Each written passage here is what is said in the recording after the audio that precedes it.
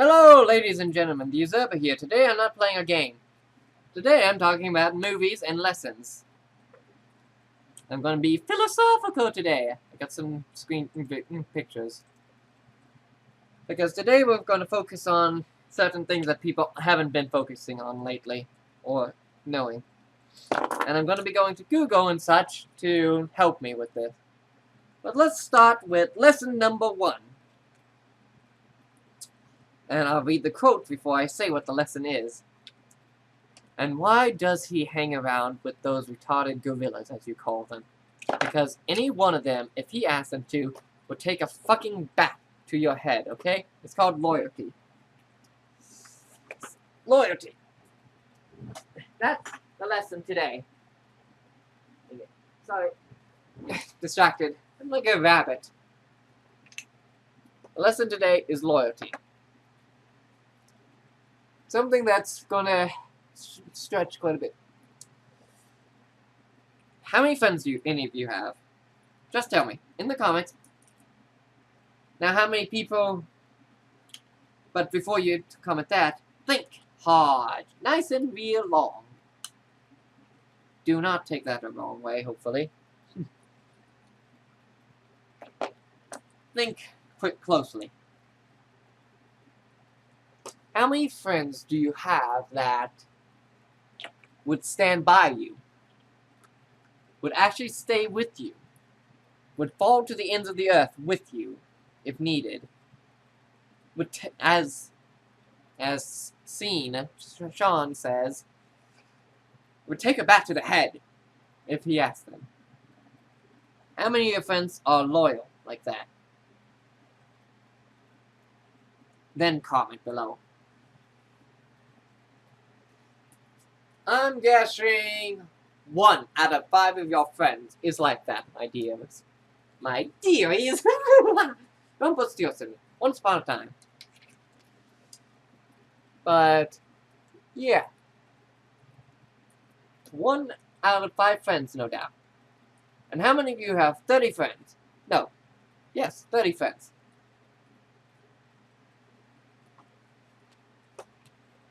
You only have...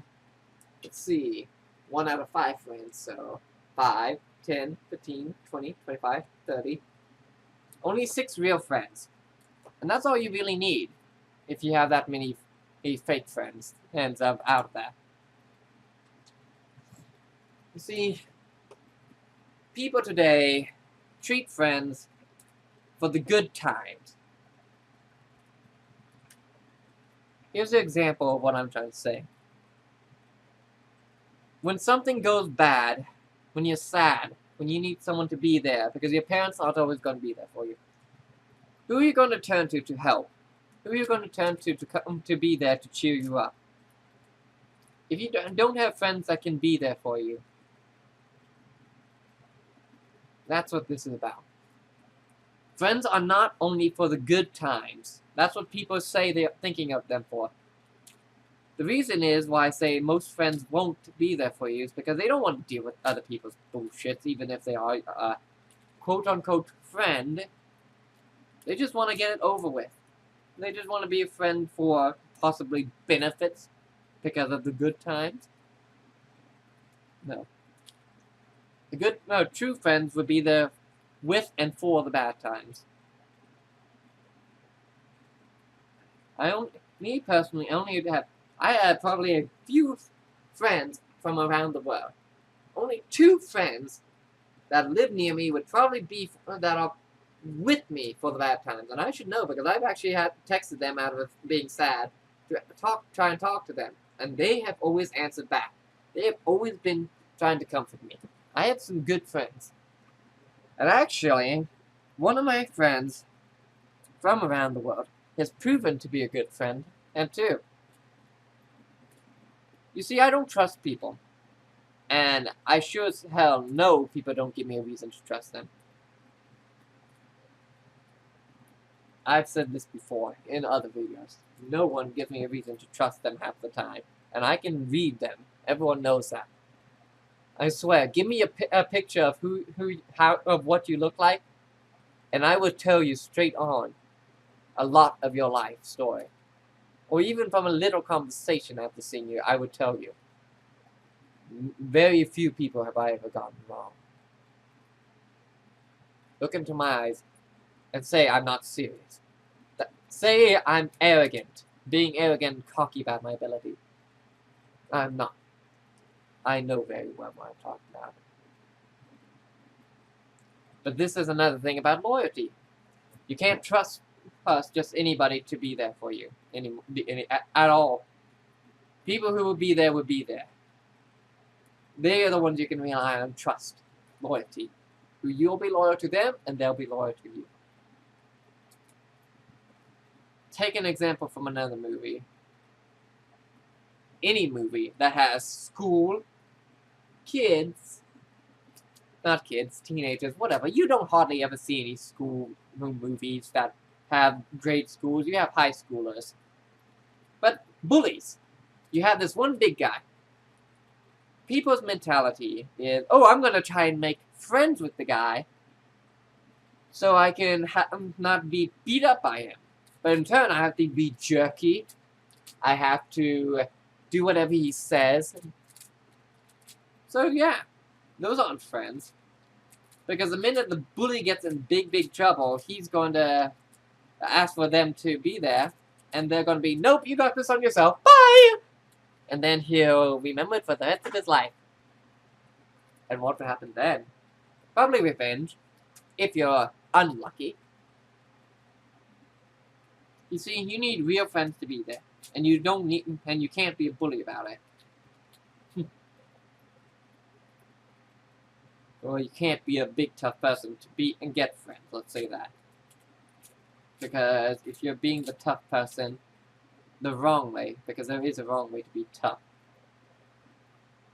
Fights and picking fights is not being tough. Trying to get what you want by being tough is not tough. It's actually being cowardice, really. It's actually being childish. Good example of being childish. Mommy, I want that toy! You can see me pointing, hopefully. Mother says, no, you're not getting that toy. I want the toy! I want the toy! Hey, Mother breaks down and panics and says, okay, we'll get you the toy. Sure, no need to cry. You see, when parents do that, the kids that don't get that treatment actually get picked on by the kids that does when they're older. And thus, the kids that don't want to get picked on by this kid falls in lines and be as a thrall. It's all the same about it. Loyal friends will stand with you against everything and with everything. Not always opinion, but they're there. They're not items. They're people to make you feel better. For you to make them feel better. For the good and the bad. And the last friend is there because for our next part of it, for the next lesson, love!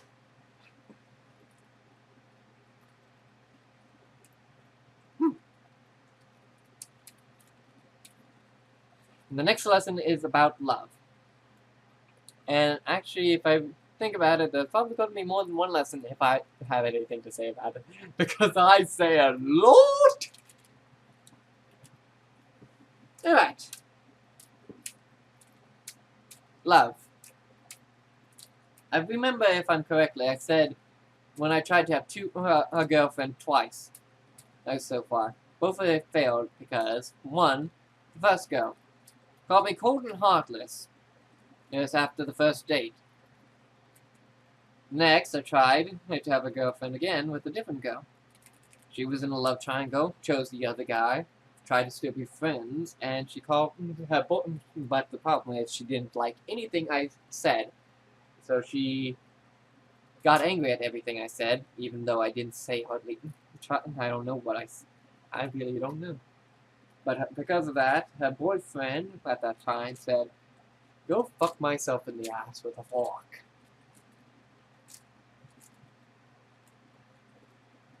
You see, when you're young, you don't know what you want when it comes to relationships and love, even probably what you want out of life. I certainly don't know what I want out of life right now. I just want to have fun, honestly. And that's actually everyone's answer at my age, probably. But I'm still learning. Hell, I'm doing videos of philosophy and such. But a quote from an anime called Mish Kobayashi's Dragon Maid. Kobayashi says it herself. I don't think anyone wants to grow up. I think there's just a time in life when they can't be a child anymore. That is true. A lot of people don't want to grow up. They want to keep how they think, how their imagination. You can still do that, honestly.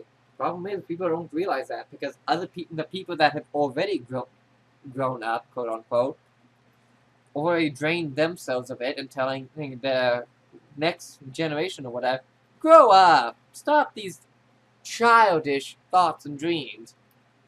That's when these people are idiots. See, getting off the real topic about love. But it's spiraled from not knowing what you want. You see, when you're young, you don't know what you want. Relationships or things. So, but take example from the movie. From the movie Good Will Hunting. I'm gonna start crying if I think, because I watched the movie earlier. I really did.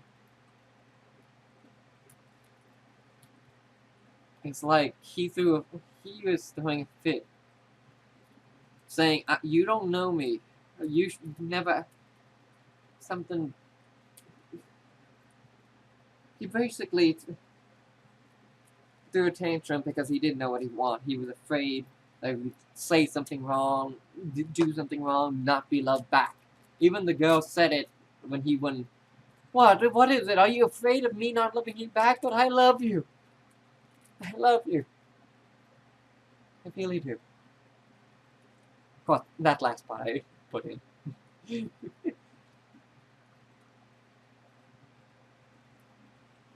But he did not return the favor, return the love, because he did not know what he wanted, felt what he wanted.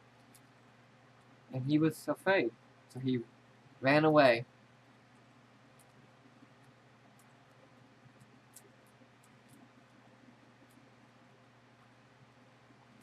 Love, and by the end of the movie, he finally realized that he loved her fully. He went chasing off after her. Spoiler alert, by the way, about that.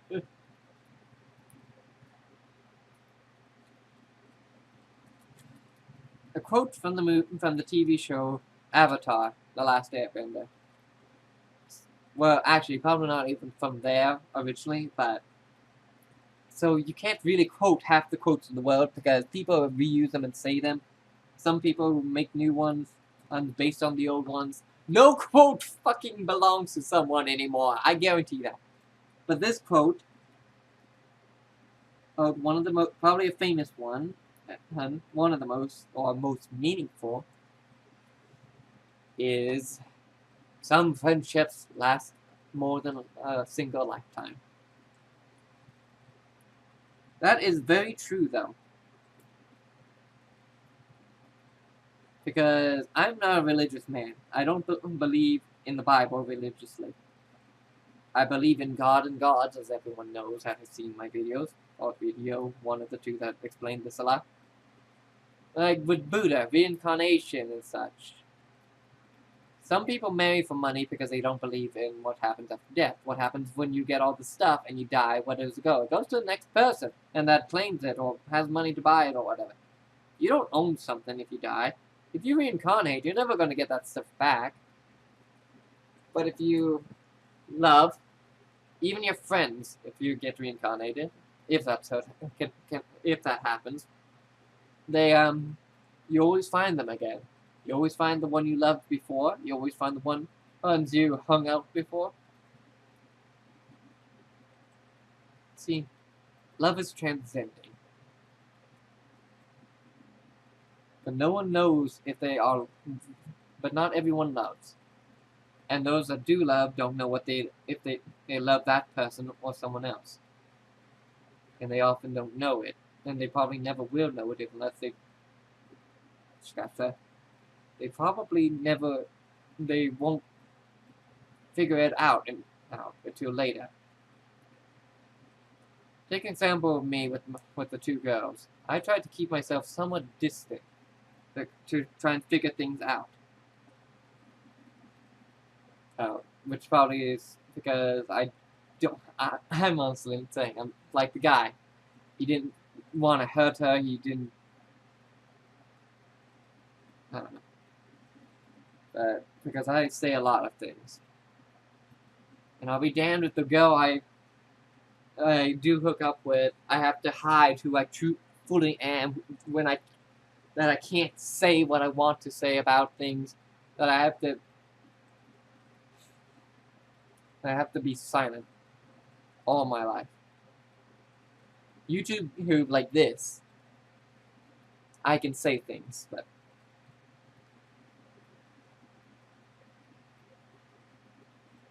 I've said it before. The woman who truly loves you, even though you may change a little for her, a woman who loves you will never ask you to be anything different than who you are. Same with a man. A man should never and will never, hopefully, ask that.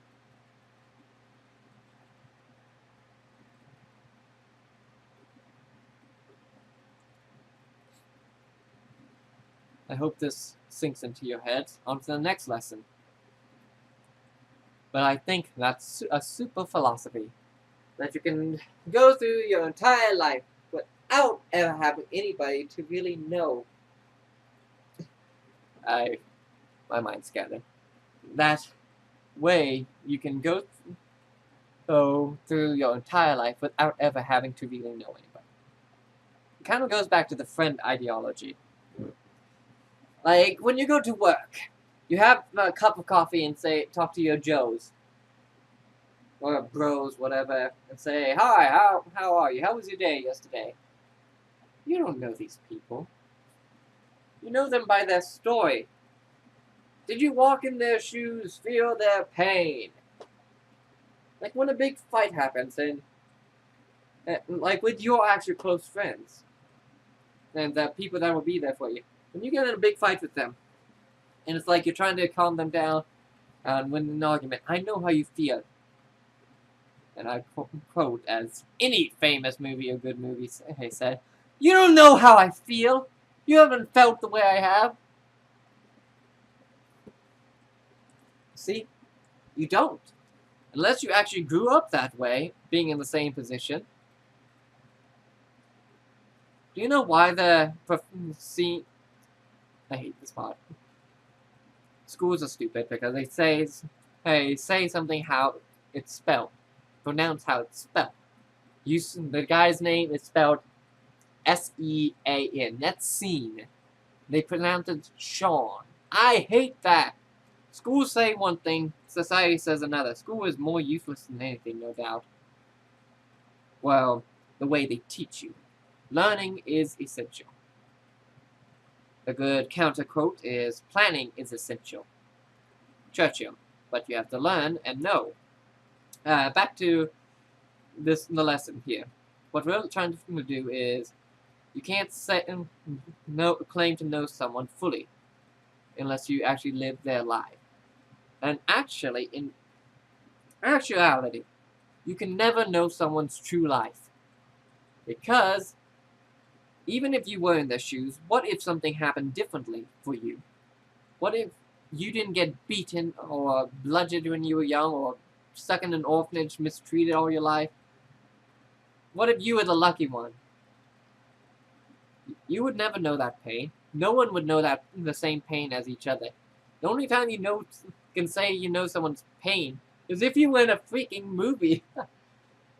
As I said, that's the only time you can actually say, "I've lived your life." because it's scripted, it's planned, it's prepared. All you can do is have an idea of how it feels, but you'll never know unless you experience it yourself. Which you never will, and hopefully never will have to witness the same thing. But that's again where the true friends come in, try and comfort the people. Because what's in the past is in the past. Some things are fine to dwell on, other things not. Things that will cause more pain in the future than you can ever imagine.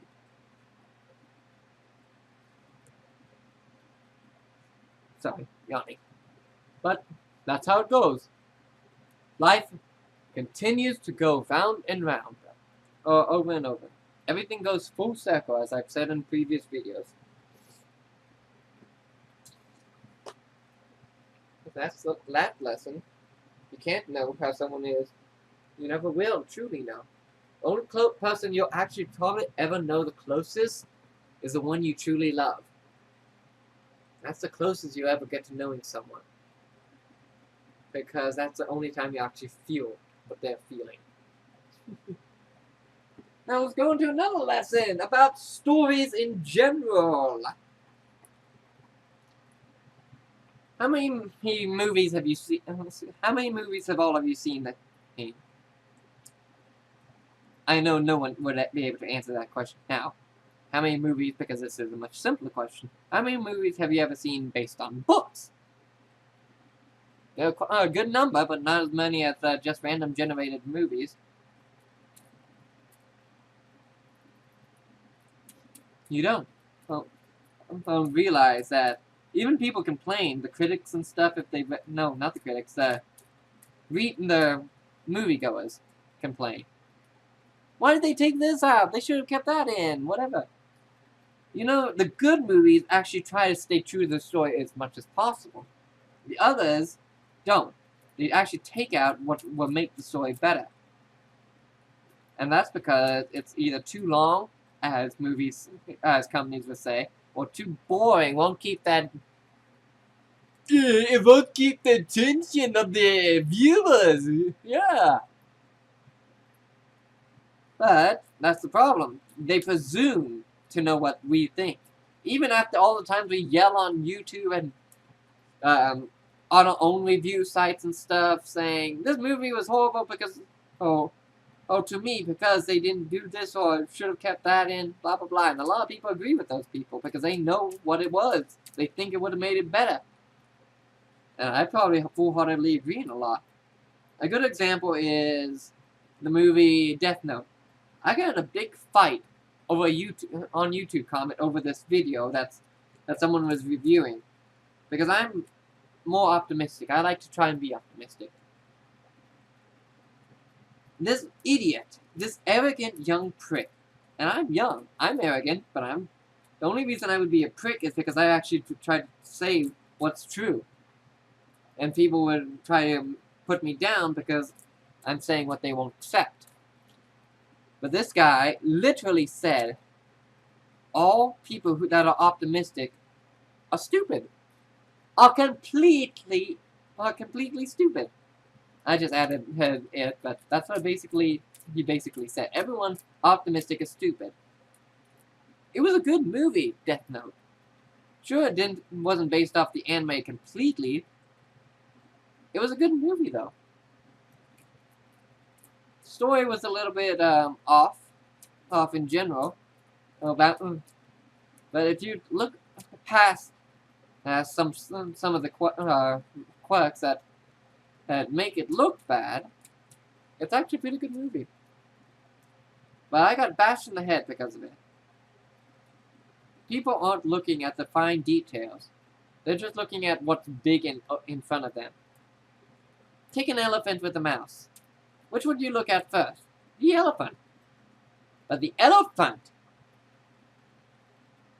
would look at the mouse over another elephant and panic over it. See, they know the small details. We don't. We aren't paying attention to them, let's say it that way. We can know them. But that's where, again, stories, the movie makers, based on stories, are either doing it really good or just thinking they won't notice this. It won't harm the movie. Yes, it will. I know movies better than most people my generation, even though I haven't seen some of the old classics that one of my co-workers keep bashing me in the head about, and I should watch it. It's a good movie. Everyone's saying something's a good movie. I'm the judge. I'm the judge of what I think the movie is. To me, a person can say a movie's good, but to them it may not be good because it doesn't pique their interest. But the one thing everyone has a common interest in, if they're not just looking for action, is a story. Things that they can grow to, that the characters having a story that we can grow and relate to.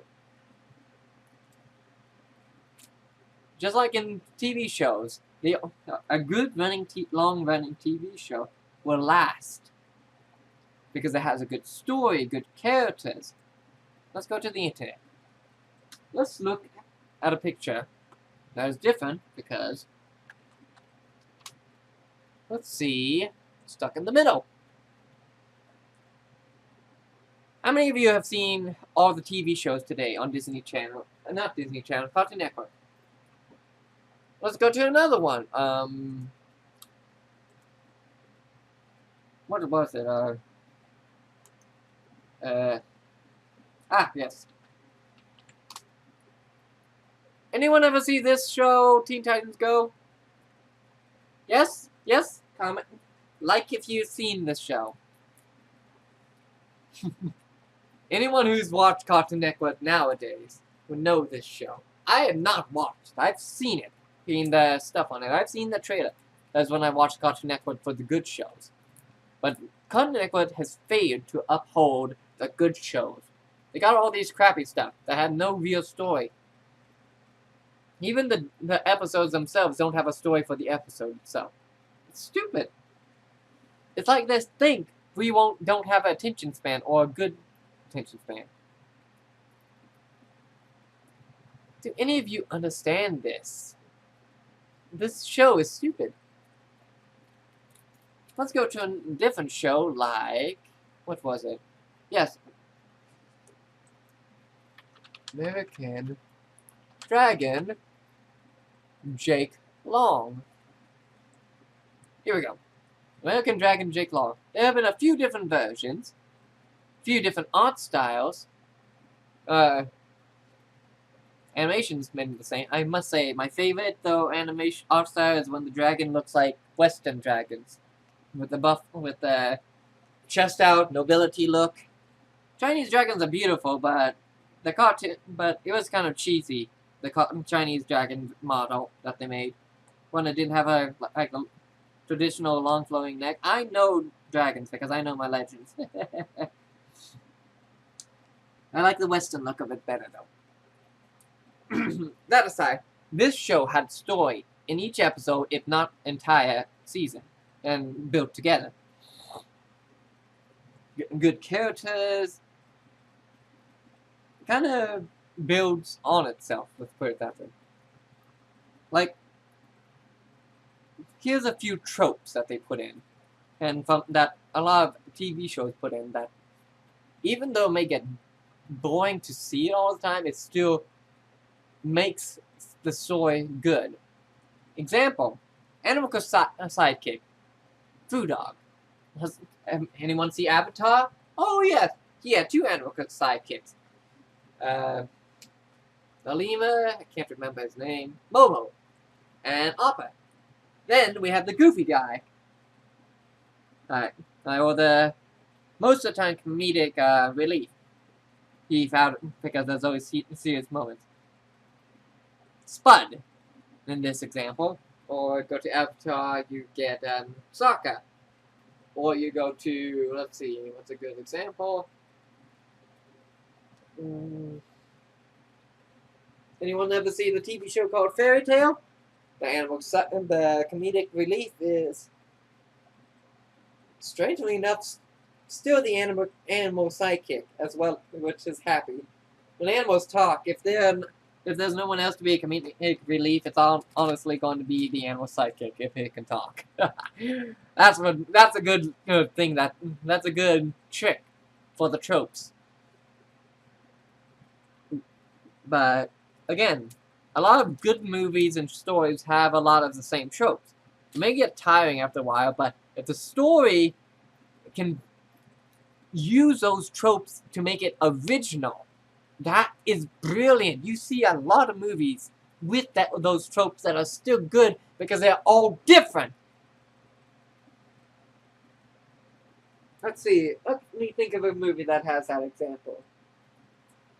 I have a huge movie shelf over here. I really need to put something on that wall. Let's see. What's a good example of a movie with those tropes? Or TV show. One of the two. Since I have some TV shows over here. Okay, I'm just going to say it then. Everyone knows Harry Potter. They have those same tropes. Animal sidekick, Hedwig. There's actually two comedic reliefs a little bit. Neville Longbottom and... what's his name? I'm joking. Ron Weasley. Then there's always the smart girl, which is Hermione. As for American Dragon Jake Long, the smart girl was the hood girl. That's the best way to describe it without saying black. I don't like saying black, so it just gets irritating. Even the word Negro, who came up with that idiotic term? Negro. You know, some people say it jokingly and buddily. No, to me it's still an insult, isn't it? It's kind of like saying, "Hey, I'm a Negro, so it's okay for me to call other people Negro." Like saying, "I'm an idiot, so it's okay for me to call other people idiots." So yeah. There's another lesson about that. About things. If you understand that. But stories need more than just action. Movies. Because movies these days, even based off the books, they are taking things out. Example.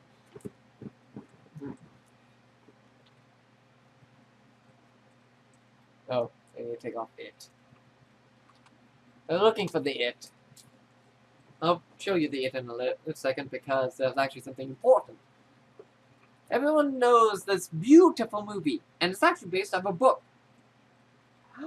I didn't notice this the first time. Fun fact, there's actually 2 Wrinkle in Time movies. This was the old one. It was on Netflix one time, at a time. You see, in the book, there were twins. This one had it. This one did not have the 2 twins. And honestly, they didn't add much to the story, but they added it to the character build, the story of the character. Gave them life, gave them reason. Like in the story, Meg was honestly jealous of the twin brothers. Because they were normal, they acted like regular kids when she didn't accept herself at all. But in the second movie, Wrinkle in Time 2, I'm calling it that because that's basically what it is, even though it's not a sequel. They don't have the twins. Meg has nothing to be envious about. She's just angry at herself. Of no reason to be. She's just angry at herself and everyone else because everyone else hates her for being her.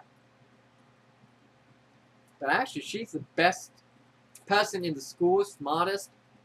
The only reason she's throwing a fit is because everyone's taunting her about her dad was gone missing for 4 years. It's horrible. There are bullies everywhere. But that's how it goes. You see, there was nothing to give her real reason to be... Because even her parent, her mother, was encouraging her to be who she was still. So she had no one to be envious about, etc., etc. Another good example of how they changed it from the book. from the first movie, Wrinkle in Time, the brain was indeed it was a giant brain. The best thing in my opinion. And because yeah. But we go to a Wrinkle in Time 2, and the it is actually in this one. Where is it? I know I found the picture last time it looked. Where are you, it? The it, come on out. Okay, this is weird. Yeah, I hate this. My eyes are going. I probably passed it, but I know I saw it here. Yeah, what's this?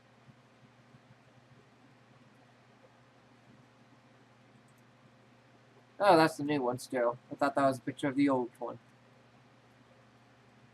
Well, either way, the new it is tentacles. Basically, like a tree with tentacles. Whomping Willow, anyone?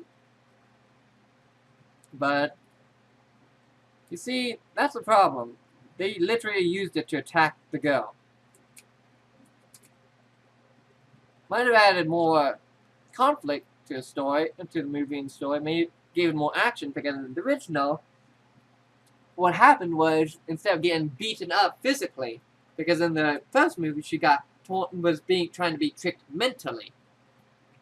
They were trying to break her body instead of her mind, which is actually where they failed. It's actually a clever ploy, but still wrong on how how they were trying to put the message through. That you can break the body, but not the mind. Because in the first one, she actually got teleported into an illusion created by Charles Wallace that they were home, but she saw through it. And it's like the illusion to say, oh, come on, Meg, you ruined everything, blah, blah, blah. It was just all an illusion.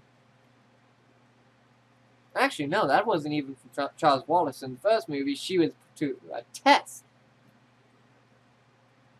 No, I still got that wrong. It was, yeah, Charles Wallace made an illusion. It's, yeah. But again, another change from the movie that they should have kept in to make it more obvious. Because he tried to break the mind, not the body. Because that's what they were actually trying to do in both versions, either way. Break the mind, make her join the it, like Charles. Because she was just as powerful in the mind, but she was more in control of herself. She was old enough to know what she wanted instead of being corrupted. Well, old enough to be, I guess, mature. Charles Wallace was ego. His ego was too big. So he fell for it because the darkness basically corrupted everything. All the corrupted him from his flaws, whatever. Because he used his, what he called perfection, the it basically corrupted him with his ego and such. He thought he could take everything on his own and be powerful. After all, everyone remembers that line, "This is it, kids!" He basically refers to everyone, to the guys that are older as kids. When he could have just said, "This is it, guys! This is it!" He was referring that he seemed to have been more bigger than everyone else. When he wasn't. Considering he fell to the it. Meg was able to save him by love. A pure thing. Emotion. But, all well that ends well, I guess.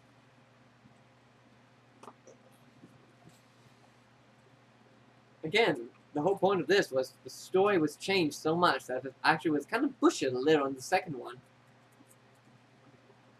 If you didn't see the first one, you wouldn't know too much, even from the book. Though I did love the music and characters. They were very nice. I love that Mrs. Witch quoted a lot. Well, quoted. I like those quotes. Nevertheless, there were more than one lesson in this movie, I guess, but they kind of, it was hard to interpret them. But every movie based on the book if they're not close to the original book, they kind of get butchered a lot.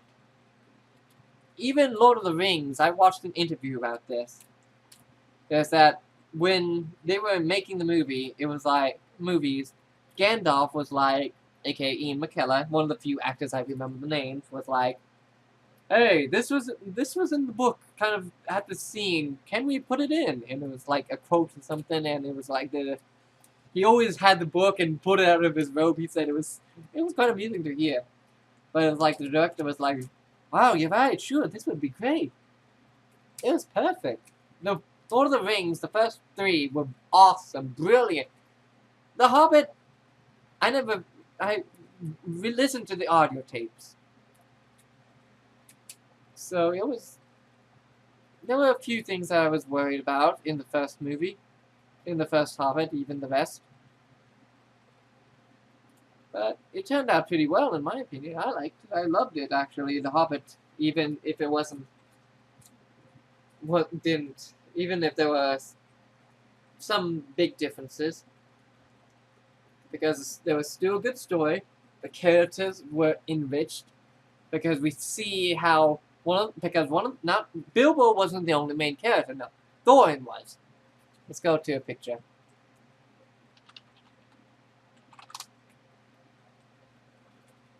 Here we go. Because Thorin was actually another main character. Because you can have more than one main character in a book. It's not always used or thought of. Because let's say like It. Like the movie It. Stephen King's It. There were actually, all those kids were main characters. No one was a supporting character there. The other characters, the thug boy and his crew, they were the extra characters. The main characters were the kids. So Thorin was the main character in The Hobbit. Well, one of them. We saw how he changed and grew throughout the movie. Even right before, on the 3rd movie, the war, he was like contemplating with himself, fighting for who he was. Trying to remember, because he was falling for the dragon sickness. But he resisted, and he died on the battlefield like he should have. He changed, he grew. He was the best leader at the end, and he died with a clear conscience. Now then, see? This is our... Again, this is optimism. The stories aren't always going to be based on close to the book, but they can still be good. A good example of a movie without a story first, of course, would be...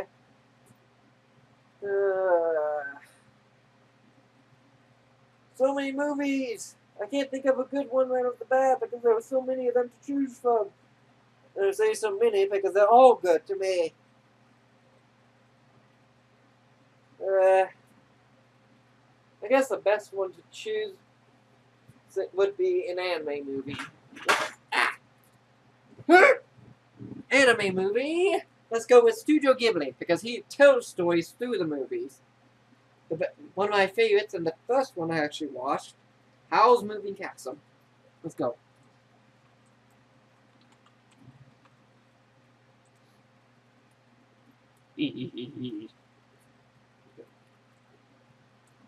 Oh, look, the original old artwork. Or is that fan art? Interesting. Yeah. See? Not all movies that don't have a book based off can have a good story. One of the best, in my opinion. Alright. That's about it, though. On lessons. I will see you all on the next video. Hopefully I'll actually be playing a video game next video, because talking about this stuff gets me riled up.